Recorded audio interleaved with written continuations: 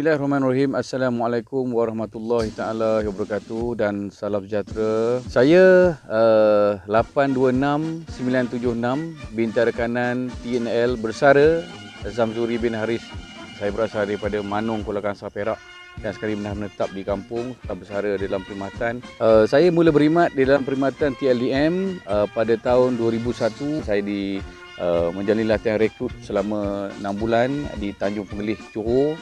Dan saya dilanjutkan untuk pengajian asas lah untuk mendapatkan ilmu dalam ketenteraan ni sebagai staf bekalan di dalam perkhidmatan selama 6 bulan juga. Dan selepas itu saya mula melangkahkan kaki ke bahagian lah betul-betul berkhidmat ni kan sebagai anggota bekalan di kapal KD Sri Indah Sakti pada tahun 2002 lah.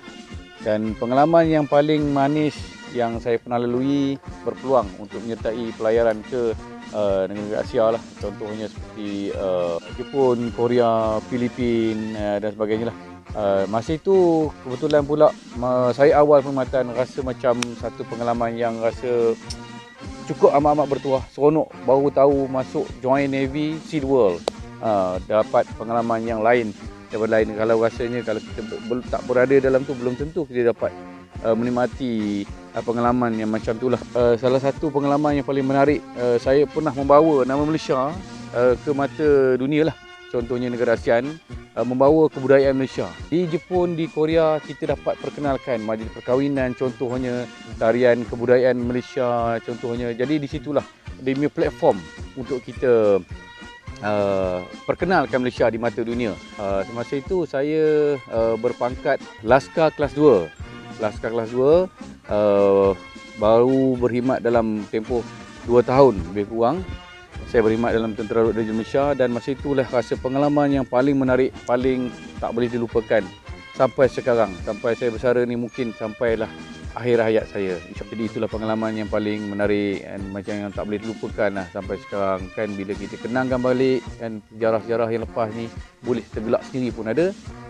Jadi itulah yang kita nak kongsikan bersama. Untuk makluman, bila kita sampai ke negara-negara contoh yang saya sebutkan tadi, Jepun, Korea dan sebagainya itu, penerimaan mereka adalah cukup membanggakan kita. Sebab apa? Mereka begitu meminati budaya kita. Contohnya semasa pengalaman saya membuat persembahan, saya mempersembahkan kebudayaan Malaysia. Contohnya Dikir Barat, Silat Malaysia, kemudian ada majlis perkahwinan. Saya pernah uruskan satu persembahan yang sedemikian di mata luar. Dan pada mereka penerimaan diorang cukup unik lah. Negara kita ni begitu unik bagi diorang sebab kita ada dia punya tradisi kita yang tersendiri lah. Itu yang kita boleh banggakan di dalam sebagai orang kata kita sebagai rakyat Malaysia ni, kita boleh banggakan. Mereka menyambut baik kita punya persembahan dan menerima persembahan kita dengan begitu teruja melihat persembahan-persembahan yang kami persembahkan pada mereka, pada pembesar-pembesar negara kan. Saya sebagai orang kata jurulatih di dalam persembahan saja, dan masa itu memang berpangkat Laskar kelas 2 saja. Mungkin saya dipertanggungjawabkan atas pengalaman saya, kebulan sampingan sebenarnya. Sebab kalau ikutkan kepakaran trade sebenar saya bahagian cawangan bekalan sebagai staff store, dan mungkin ada sedikit kelebihan dikurniakan, saya boleh kongsikan dalam perkhidmatan untuk membawa nama Malaysia ke negara-negara luar lah. Jadi itulah salah satu alternatif yang kita boleh buat lah untuk memudahkan urusan untuk kita ni bawa nama Malaysia. Sebenarnya hari Malaysia ni saya amat berbangga menjadi rakyat Malaysia ni, dan juga kepada rakyat Malaysia ataupun adik-adik kita yang baru lagi ataupun mencari-cari kata kerjaya. Jadi saya syorkanlah join lah ATM Angkatan Tentera Malaysia, khasnya TLDM Tentera Laut Diraja Malaysia, join Navy Sea World.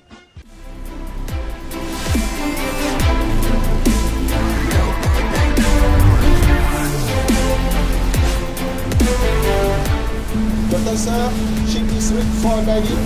Situation clear. Suggest to dive on this course.